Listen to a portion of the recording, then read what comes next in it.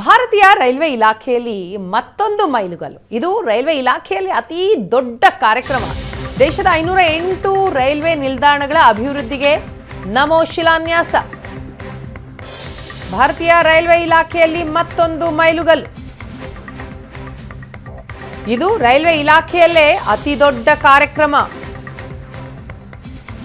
ದೇಶದ 508 ರೈಲ್ವೆ ನಿಲ್ದಾಣಗಳ ಅಭಿವೃದ್ಧಿಗೆ ನಮೋ ಶಿಲಾನ್ಯಾಸ.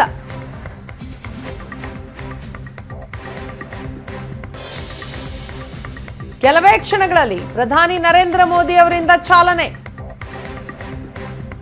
ವಿಡಿಯೋ ಕಾನ್ಫರೆನ್ಸ್ ಮೂಲಕ ಪ್ರಧಾನಿ ಮೋದಿ ಶಂಕುಸ್ಥಾಪನೆ. ಅಮೃತ್ ಭಾರತ್ ನಿಲ್ದಾಣ ಯೋಜನೆಯ ಅಡಿ ಕಾರ್ಯಕ್ರಮ. ಐತಿಹಾಸಿಕ ಕಾರ್ಯಕ್ರಮಕ್ಕೆ ಕೆಲವೇ ಕ್ಷಣಗಳಲ್ಲಿ ಚಾಲನೆ ನೀಡಲಿದ್ದಾರೆ ಪ್ರಧಾನಿ ನರೇಂದ್ರ ಮೋದಿ.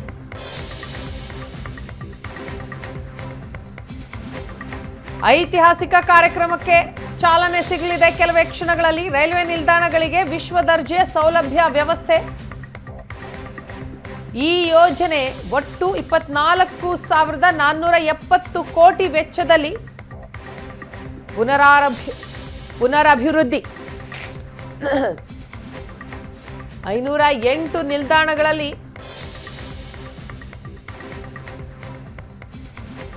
ಉತ್ತರ ಪ್ರದೇಶ, ರಾಜಸ್ಥಾನ, ಬಿಹಾರ, ಮಹಾರಾಷ್ಟ್ರ, ಪಶ್ಚಿಮ ಬಂಗಾಳ ಎಲ್ಲ ಕಡೆಗಳಲ್ಲೂ ಕೂಡ ನಿಲ್ದಾಣ ಅಭಿವೃದ್ಧಿಗೆ ಈ ಯೋಜನೆ. ವಿಡಿಯೋ ಕಾನ್ಫರೆನ್ಸ್ ಮೂಲಕ ಪ್ರಧಾನಿ ನರೇಂದ್ರ ಮೋದಿ ಕೆಲವೇ ಕ್ಷಣಗಳಲ್ಲಿ ಶಿಲಾನ್ಯಾಸ ನೆರವೇರಿಸಲಿದ್ದಾರೆ.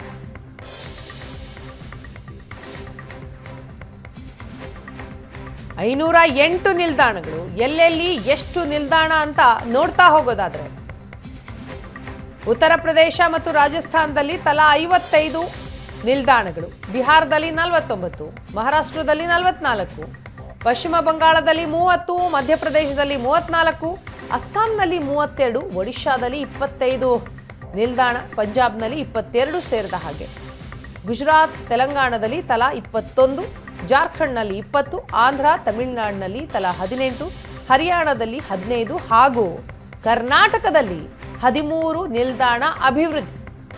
ಭಾರತೀಯ ರೈಲ್ವೆ ಇಲಾಖೆಯಲ್ಲಿ ಮತ್ತೊಂದು ಮೈಲುಗಲ್ಲಿದೆ.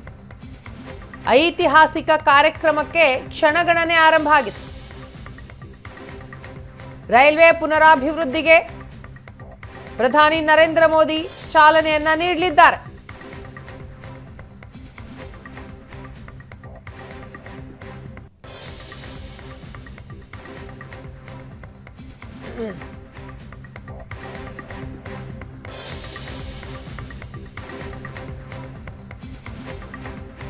ರೈಲ್ವೆ ನಿಲ್ದಾಣಗಳನ್ನ ವಿಶ್ವ ದರ್ಜೆಗೇರಿಸಬೇಕು ಅನ್ನುವಂತಹ ಚಿಂತನೆ ಅಮೃತ್ ಭಾರತ್ ನಿಲ್ದಾಣ ಯೋಜನೆ ಅಡಿ ಕಾರ್ಯಕ್ರಮ ಹಮ್ಮಿಕೊಳ್ಳಲಾಗಿದೆ. ಭಾರತೀಯ ರೈಲ್ವೆ ಇಲಾಖೆಯಲ್ಲಿ ಮತ್ತೊಂದು ಮೈಲುಗಲ್ಲು ಅಂತಲೇ ಹೇಳಲಾಗ್ತಾ ಇದೆ. ಇದು ರೈಲ್ವೆ ಇಲಾಖೆಯಲ್ಲೇ ಅತಿ ದೊಡ್ಡ ಕಾರ್ಯಕ್ರಮ. ವಿಡಿಯೋ ಕಾನ್ಫರೆನ್ಸ್ ಮೂಲಕ ಪ್ರಧಾನಿ ನರೇಂದ್ರ ಮೋದಿ ಶಂಕುಸ್ಥಾಪನೆಯನ್ನ ನೆರವೇರಿಸ್ತಾರೆ. 508 ರೈಲ್ವೆ ನಿಲ್ದಾಣಗಳನ್ನ ಮೇಲ್ದರ್ಜೆಗೇರಿಸಬೇಕು ಅನ್ನುವ ಗುರಿ ಹೊಂದಲಾಗಿದೆ.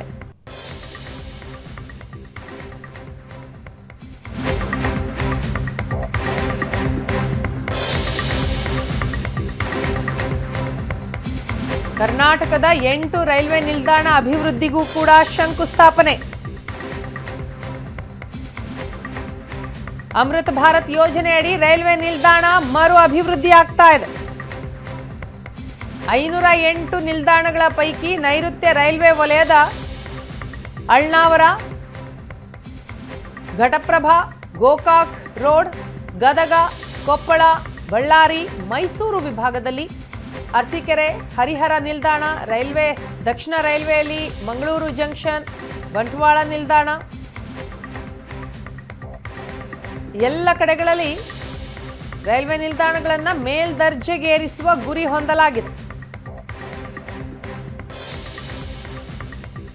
ಪ್ರಧಾನಿ ನರೇಂದ್ರ ಮೋದಿ ಅವರು ಅಮೃತ್ ಭಾರತ್ ಸ್ಟೇಷನ್ ಯೋಜನೆ ಅಡಿಯಲ್ಲಿ ದೇಶದ 508 ರೈಲು ನಿಲ್ದಾಣಗಳ ನವೀಕರಣಕ್ಕೆ ಶಂಕುಸ್ಥಾಪನೆಯನ್ನ ಮಾಡಲಿದ್ದಾರೆ. ಅದು ಕೂಡ ವಿಡಿಯೋ ಕಾನ್ಫರೆನ್ಸ್ನ ಮೂಲಕ. ಈ ಯೋಜನೆ ಅಡಿ ಕರ್ನಾಟಕದ ಹಲವಾರು ನಿಲ್ದಾಣಗಳನ್ನು ಪುನರಾಭಿವೃದ್ಧಿ ಮಾಡೋದಕ್ಕೆ ಯೋಜಿಸಲಾಗಿದೆ. ಮೊದಲ ಹಂತದಲ್ಲಿ 8 ನಿಲ್ದಾಣಗಳನ್ನು ಆಯ್ಕೆ ಮಾಡಿಕೊಳ್ಳಲಾಗಿದೆ.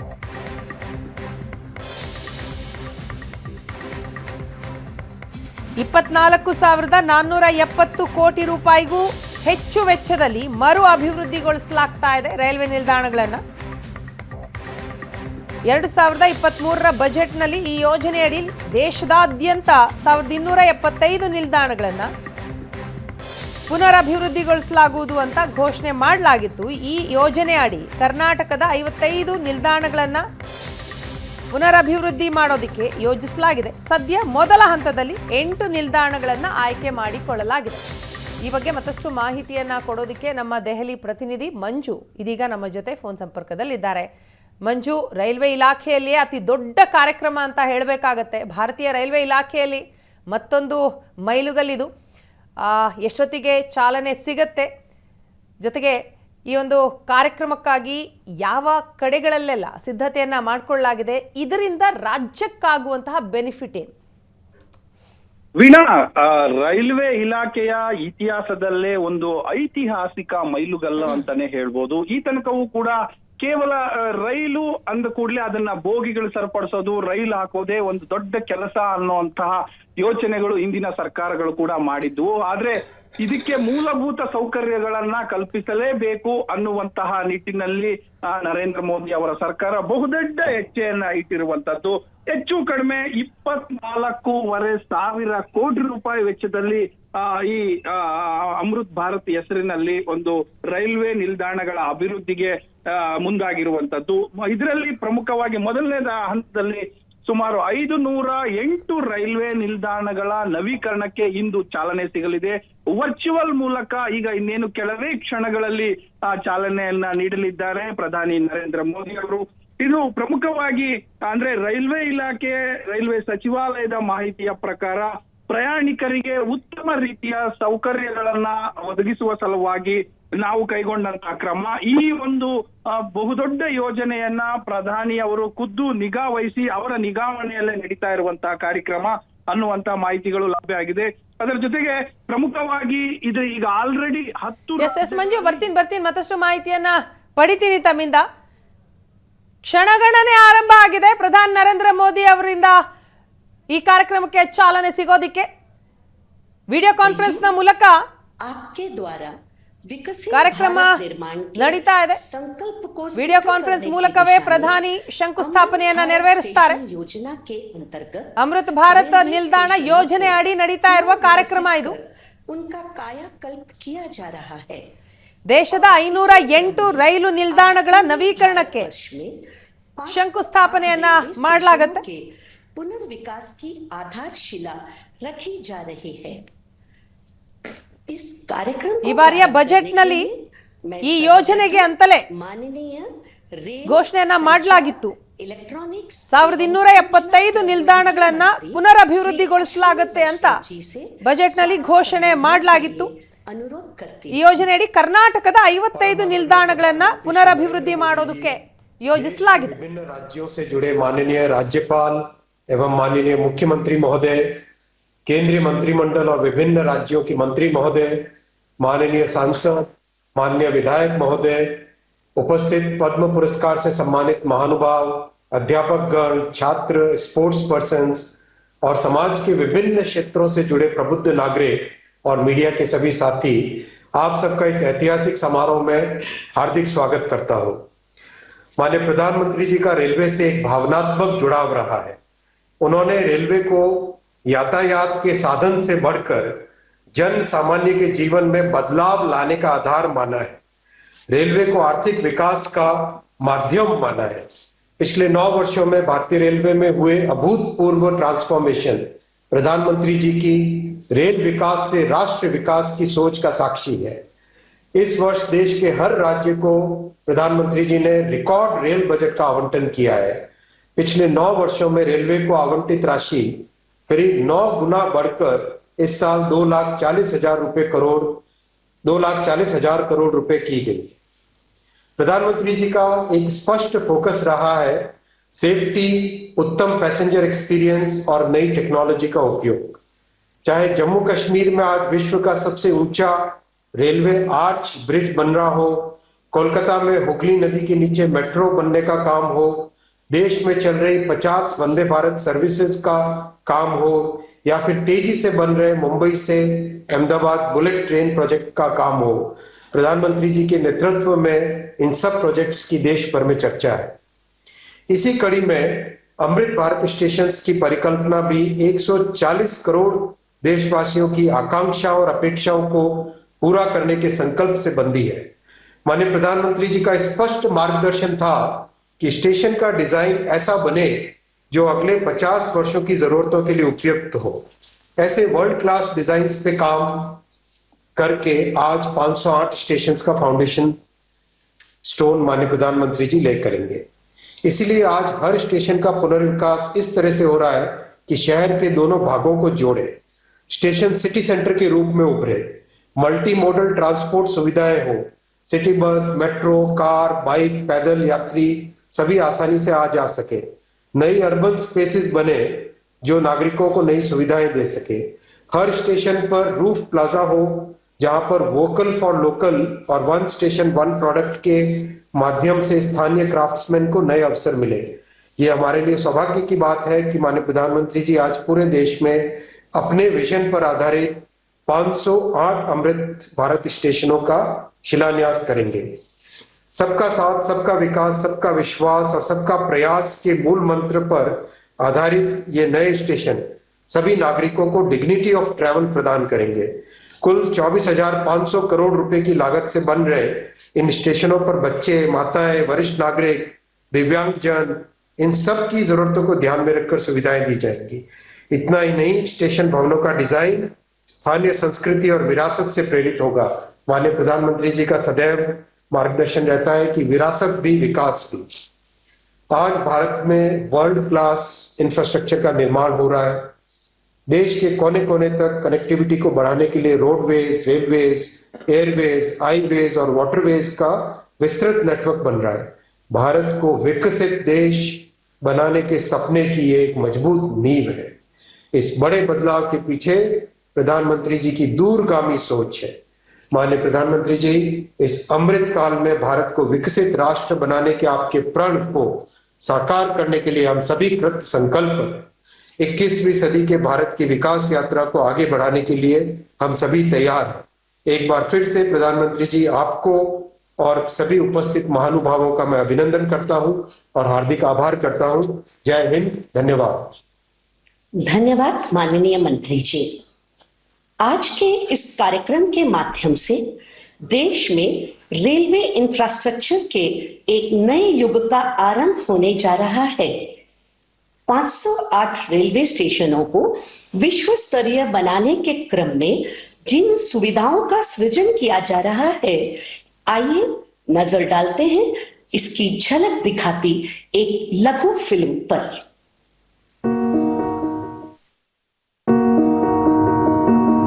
मैं भारत का रेलवे स्टेशन, गरीब, मिडिल क्लास, साधारण लोग मेरे मेहमान होते हैं। मैं सबके लिए सोचता हूं, लेकिन अंग्रेजों के जमाने से मेरे लिए सोच गरीब ही होती थी। अब गरीब लोग धक्के नहीं खाएंगे तो और कौन खाएगा? गरीब थोड़े ही एसी की हवा खाएगा, वो तो लंबी सीढ़ियां चढ़ेगा, अपने बुजुर्ग माँ बाप को भी कष्ट से चढ़ाएगा। साधारण आदमी कहां एयरपोर्ट से सुविधा पाएगा? भले मैं देश की अर्थव्यवस्था का बहुत बड़ा इंजन हूं, लेकिन मॉडर्न बड़ा इंफ्रास्ट्रक्चर तो बड़े लोगों के लिए बनेगा। देश का साधारण आदमी तो स्टेशनों पर पार्किंग से लेकर हर चीज के लिए धक्के ही खाएगा। चलो मान लो रेलवे स्टेशनों का उत्थान भी होगा तो वो भी केवल मुंबई, दिल्ली में होगा। कहां छोटे शहरों के स्टेशनों का नंबर लगेगा? भारत के रेलवे स्टेशनों की ये कड़वी हकीकत होती थी, पर इस स्थिति को बदलने का बीड़ा उठाया हमारे प्रधानमंत्री नरेंद्र मोदी जी ने। स्वयं बचपन में रेलवे स्टेशन पर चाय बेचकर पिता का हाथ बटाने वाले बालक ने देश के हर आम नागरिक के लिए एक बड़ा सपना देखा, भारत के रेलवे स्टेशनों की काया पलट का।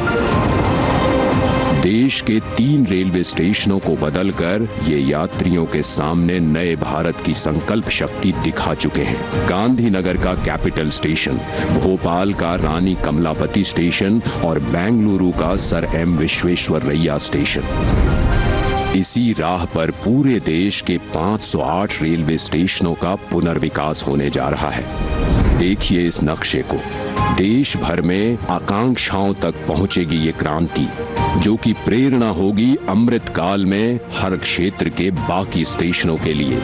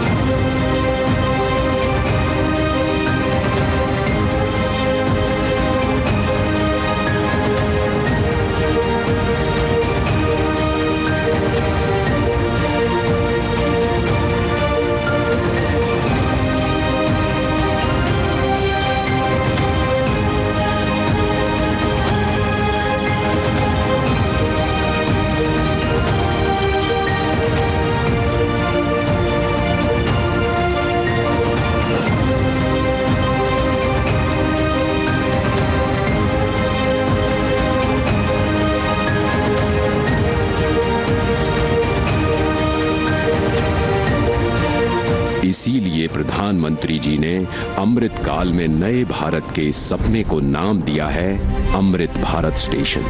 भारत की महानता, समानता और आधुनिकता का प्रतीक। सपना बड़ा तो फंड भी बड़ा। जो रेलवे बजट 2014 में 65,000 करोड़ का हुआ करता था, वो आज है 2,40,000 करोड़ का, जिसमें से 508 स्टेशनों के पुनर्विकास के लिए दिए जा रहे हैं लगभग 25,000 करोड़।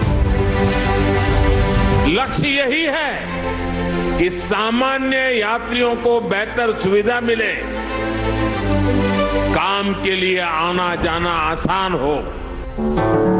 पता है, अन्य देशों की तरह हमारे देश के रेलवे स्टेशन केवल रेलवे स्टेशन नहीं होते।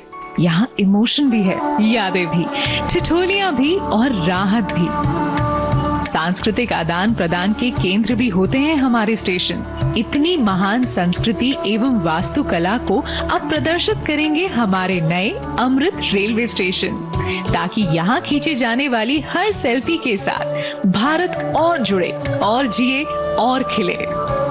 ऐसे शानदार स्टेशन पहले लोग विदेशों में ही देखते थे, अब भारत में भी ऐसे स्टेशन बन रहे हैं।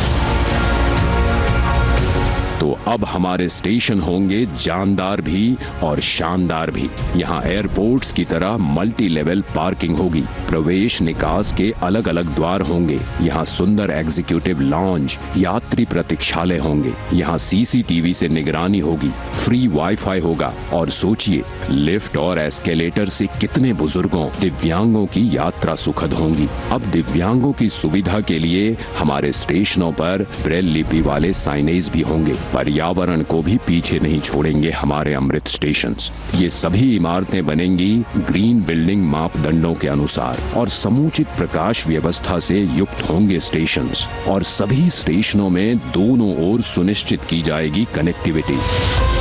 ये नए विकसित स्टेशन सिर्फ स्टेशनों को ही नहीं, पूरे शहर को मॉडर्न इंफ्रास्ट्रक्चर देंगे। ये स्टेशन सिर्फ रेलवे की सुविधाओं तक सीमित नहीं रहेगा, बल्कि ये मल्टी मॉडल कनेक्टिविटी का भी हब होगा। यानी बस हो, मेट्रो हो, टैक्सी हो, ऑटो हो, यातायात के हर साधन यहाँ एक ही छत के नीचे कनेक्टेड होंगे। यात्रियों की सुविधा और बेहतर मार्गदर्शन के लिए एक समान साइनेज लगाए जाएंगे। अमृत स्टेशन आइकॉनिक स्ट्रक्चर के साथ सिटी सेंटर भी बनेंगे। यहाँ होंगे भव्य रूफ प्लाजा, शॉपिंग कॉम्प्लेक्सेस, बच्चों के लिए गेमिंग जोन, फूड कोर्ट्स। अमृत स्टेशन के जरिए ये सारी खुशियां और सुविधाएं छोटे शहरों के लोगों का भी अधिकार होंगी। प्रधानमंत्री जी के परिश्रम पर देश के विश्वास का प्रतीक अमृत भारत स्टेशन। आज का भारत जो ठानता है वो कर दिखाता है। उस आत्मविश्वास का प्रतीक अमृत भारत स्टेशन। भारत की महानता, समानता और आधुनिकता का प्रतीक अमृत भारत स्टेशन। जय हिंद।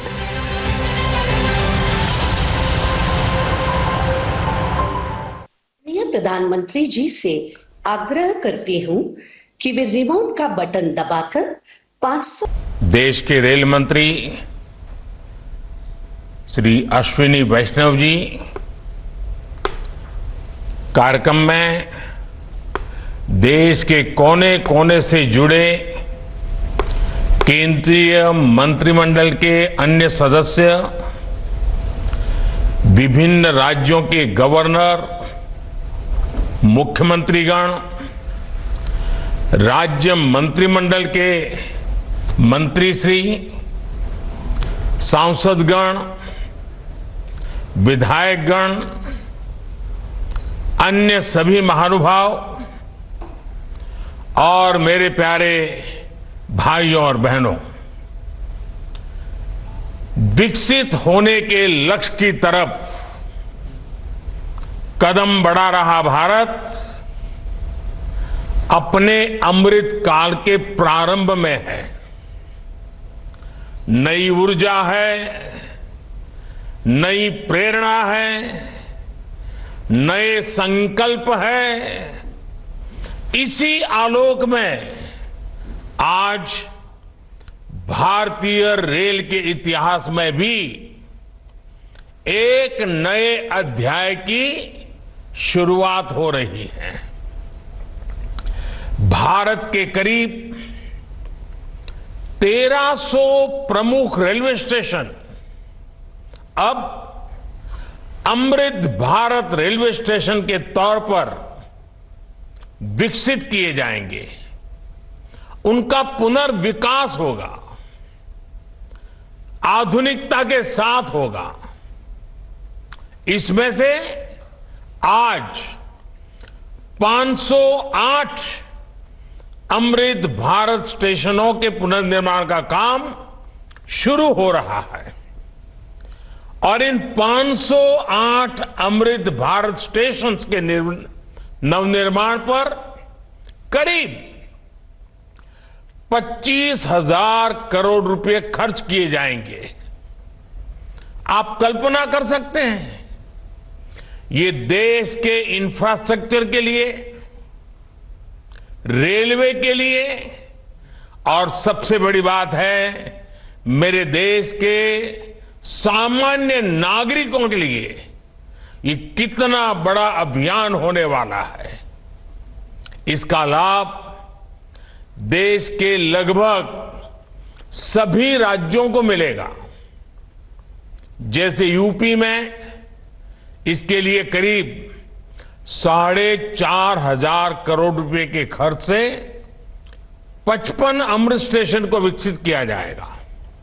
राजस्थान के भी 55 railway station Amrit Bharat station बनेंगे। एमपी में 1,000 करोड़ रुपए के खर्च से 34 स्टेशन का कायाकल्प होने वाला है। महाराष्ट्र में 44 स्टेशन के विकास के लिए 1,500 करोड़ रुपए से ज्यादा खर्च होंगे। तमिलनाडु, कर्नाटका और केरला के भी प्रमुख स्टेशंस को अमृत भारत स्टेशन के रूप में विकसित किया जाएगा। मैं अमृत काल के प्रारंभ में इस ऐतिहासिक अभियान के लिए रेल मंत्रालय की सराहना करता हूं और सभी देशवासियों को बधाई देता हूं। साथियों, आज पूरी दुनिया की दृष्टि भारत पर है। वैश्विक स्तर पर भारत की साख बढ़ी है, भारत को लेकर दुनिया का रवैया बदला है। और इसकी दो प्रमुख बातें हैं, दो मुख्य वजह हैं। पहली, आप देशवासी, भारत के लोगों ने करीब करीब 3 दशक बाद, 30 साल बाद देश में पूर्ण बहुमत की सरकार बनाई। वो पहली वजह। और दूसरी वजह है पूर्ण बहुमत की सरकार उसी स्पष्टता के साथ जनता जनार्दन की उनकी भावना का आदर करते हुए बड़े बड़े निर्णय लिए, चुनौतियों के स्थायी समाधान के लिए अविरत काम किया। आज भारतीय रेलवे भी इसका प्रतीक बन चुकी है। बीते वर्षों में रेलवे में ही जितना काम हुआ है, उसके आंकड़े, उसकी जानकारी हर किसी को प्रसन्न भी करती है, हैरान भी कर देती है। जैसे दुनिया में south Africa, Ukraine, Poland, UK और स्वीडन जैसे देशों में जितना रेल नेटवर्क है, उससे ज्यादा रेल ट्रैक हमारे देश में इन 9 वर्षों में बिछाए गए हैं। आप कल्पना करिए स्केल। साउथ कोरिया, न्यूजीलैंड और ऑस्ट्रेलिया जैसे देशों का जितना रेल नेटवर्क है, उससे ज्यादा ट्रैक भारत ने अकेले पिछले साल बनाए हैं। 1 साल में भारत में आज आधुनिक ट्रेनों की संख्या भी तेजी से बढ़ रही है। आज देश का लक्ष्य है कि रेलवे की यात्रा हर यात्री के लिए, हर नागरिक के लिए सुलभ भी हो और सुखद भी हो। अब ट्रेन से लेकर स्टेशन तक आपको एक बेहतर, एक उम्दा से उम्दा एक्सपीरियंस देने का प्रयास है। प्लेटफॉर्म्स पर बैठने के लिए बेहतर सीटें लग रही हैं, अच्छे वेटिंग रूम बनाए जा रहे हैं। आज देश के हजारों रेलवे स्टेशनों पर मुफ्त वाईफाई की सुविधा है। हमने देखा है इस मुफ्त इंटरनेट का कितने ही युवाओं ने लाभ उठाया है। पढ़ाई करके वो अब बहुत कुछ अपने जीवन में सिद्धियां प्राप्त कर चुके हैं। साथियों, ये इतनी बड़ी सिद्धियां हैं, जिस प्रकार से रेलवे में काम हुआ है, किसी भी पीएम का मन कर जाएगा कि इनका जिक्र 15 अगस्त को लाल किले से करें। और जब 15 अगस्त सामने है तो मन बहुत ही लालायित होता है कि उसी दिन इसकी चर्चा करूं।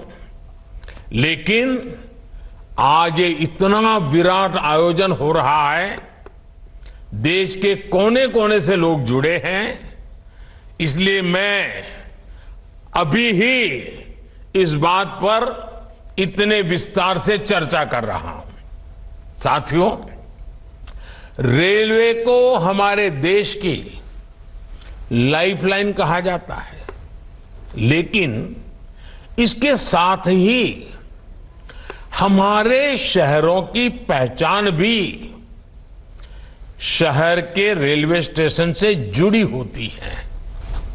समय के साथ ये रेलवे स्टेशन अब हार्ट ऑफ द सिटी बन गए हैं। शहर की सारी प्रमुख गतिविधियां रेलवे स्टेशनों के आसपास ही होती हैं। इसलिए आज बहुत आवश्यक है कि हमारे रेलवे स्टेशनों को नए आधुनिक स्वरूप में ढाला जाए। रेलवे की जगह का ऑप्टिमम यूटिलाइजेशन किया जाए। साथियों, जब देश में इतने सारे नए आधुनिक स्टेशन बनेंगे तो उससे विकास को लेकर एक नया माहौल भी बनेगा। देसी विदेशी कोई भी पर्यटक जब ट्रेन से इन आधुनिक स्टेशनों पर पहुंचेगा तो राज्य की, आपके शहर की पहली तस्वीर उसे जरूर प्रभावित करेगी, वो यादगार बन जाती है। आधुनिक सेवाओं के कारण पर्यटन को बढ़ावा मिलेगा। स्टेशन के आसपास अच्छी व्यवस्थाएं होने से आर्थिक गतिविधियों को भी बढ़ावा मिलेगा। सरकार ने स्टेशनों को शहर और राज्यों की पहचान से जोड़ने के लिए वन स्टेशन वन प्रोडक्ट योजना भी शुरू की है। इससे पूरे इलाके के लोगों को, कामगारों और कारीगरों को फायदा होगा। साथ ही जिले की ब्रांडिंग टाइम में कमी आने का मतलब है कि मालगाड़ियों की गति बढ़ी है और सामान भी अब ज्यादा तेजी से पहुंच रहा है। इसका बड़ा लाभ हमारे उद्यमियों, कारोबारियों और खास करके हमारे किसान भाई बहनों को हो रहा है। हमारी फल सब्जियां अब ज्यादा तेजी से देश के एक कोने से दूसरे कोने तक जा रही है। जब देश में इस तरह का ट्रांसपोर्टेशन तेज होगा तो उतनी ही तेजी से भारत के जो उत्पाद है, हमारे छोटे मोटे कारीगर, हमारे लघु उद्योग जो कुछ भी उत्पादन करते हैं, वो सामान विश्व बाजार में भी तेजी से पहुंचेगा। साथियों, आप सभी ने देखा है कि पहले रेलवे ओवरब्रिज का कम होने के कारण कितनी दिक्कतें आती थी। 2014 से पहले देश में 6000 से भी कम रेलवे ओवरब्रिज और अंडरब्रिज थे। आज ओवरब्रिज और अंडरब्रिज की ये संख्या 10,000 से ज्यादा हो गई है। देश में बड़ी लाइन पर मानव रहित क्रॉसिंग की संख्या भी शून्य हो चुकी है। रेलवे और रेलवे प्लेटफॉर्म पर यात्री सुविधाओं के निर्माण में आज बुजुर्गों की, दिव्यांगजनों की जरूरतों का विशेष ध्यान रखा जा रहा है। साथियों, हमारा जोर भारतीय रेलवे को आधुनिक बनाने के साथ ही पर्यावरण फ्रेंडली बनाने पर भी है। बहुत जल्द भारत के 100% रेल ट्रैक्स इलेक्ट्रिफाइड होने जा रहे हैं। यानी कुछ ही वर्षों में भारत की सारी ट्रेनें सिर्फ बिजली से चला करेगी। इससे पर्यावरण की कितनी बड़ी मदद होगी आप अंदाजा लगा सकते हैं। 9 वर्षों में सोलर पैनल से बिजली बनाने वाले रेलवे स्टेशनों की संख्या भी 1200 से ज्यादा हो गई है। लक्ष्य यही है कि आने वाले समय में सभी स्टेशन ग्रीन एनर्जी बनाएं। हमारी ट्रेनों के करीब करीब 70,000 डिब्बे कर हम पूरे देश में विकास को सर्वोच्च प्राथमिकता दे रहे हैं। सबका साथ, सबका विकास, ये धरती पर चरितार्थ करने के लिए जी जान से जुटे हैं। साथियों, पिछले वर्षों में रेलवे युवाओं को जॉब देने का भी बहुत बड़ा जरिया बनी है। करीब 1.5 लाख से ज्यादा युवाओं को अकेले रेलवे में पक्की नौकरी मिली है। इसी तरह इंफ्रास्ट्रक्चर पर लाखों करोड़ के निवेश से लाखों युवाओं को रोजगार मिल रहा है। इस समय ಭಾರತೀಯ ರೈಲ್ವೆ ಇಲಾಖೆಯಲ್ಲಿ ಮತ್ತೊಂದು ಮೈಲುಗಲ್ಲಿದು लाख युवाओं को नौकरी ಪ್ರಧಾನಿ ನರೇಂದ್ರ ಮೋದಿ ಅವರಿಂದ रोजगार ರೈಲ್ವೆ ಇಲಾಖೆಯ ಅತಿ ದೊಡ್ಡ ಕಾರ್ಯಕ್ರಮ युवाओं को नियुक्ति पत्र मिल रहे हैं। ಚಾಲನೆ ದೊರೆತಿದೆ। ಅಮೃತ್ ಭಾರತ್ ನಿಲ್ದಾಣ ಯೋಜನೆ ಅಡಿ ಕಾರ್ಯಕ್ರಮಕ್ಕೆ ಶಿಲಾನ್ಯಾಸವನ್ನ ನೆರವೇರಿಸಲಾಯಿತು। ವಿಡಿಯೋ ಕಾನ್ಫರೆನ್ಸ್ ಮೂಲಕ ಪ್ರಧಾನಿ ಮೋದಿ ಶಂಕುಸ್ಥಾಪನೆಯನ್ನ ನೆರವೇರಿಸಿದರು। ಐತಿಹಾಸಿಕ ಕಾರ್ಯಕ್ರಮ ಇದು। को नए पंख ರೈಲ್ವೆ ನಿಲ್ದಾಣಗಳನ್ನ ವಿಶ್ವ ದರ್ಜೆಗೇರಿಸುವಂತಹ ಯೋಜನೆ, ವಿಶ್ವ ದರ್ಜೆಯ ಸೌಲಭ್ಯ ವ್ಯವಸ್ಥೆ, ಈ ಯೋಜನೆಗೆ ಒಟ್ಟು 24,470 ಕೋಟಿ ರೂಪಾಯಿ ವೆಚ್ಚದಲ್ಲಿ ಇದನ್ನ ಪುನರಭಿವೃದ್ಧಿಗೊಳಿಸಲಾಗ್ತಾ ಇದೆ। पद्म सम्मान प्राप्त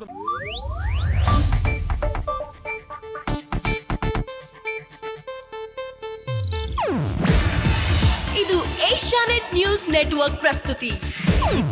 ನೀವು ನೋಡ್ತಿದ್ದೀರಾ ಏಷ್ಯಾನೆಟ್ ಸುವರ್ಣ ನ್ಯೂಸ್।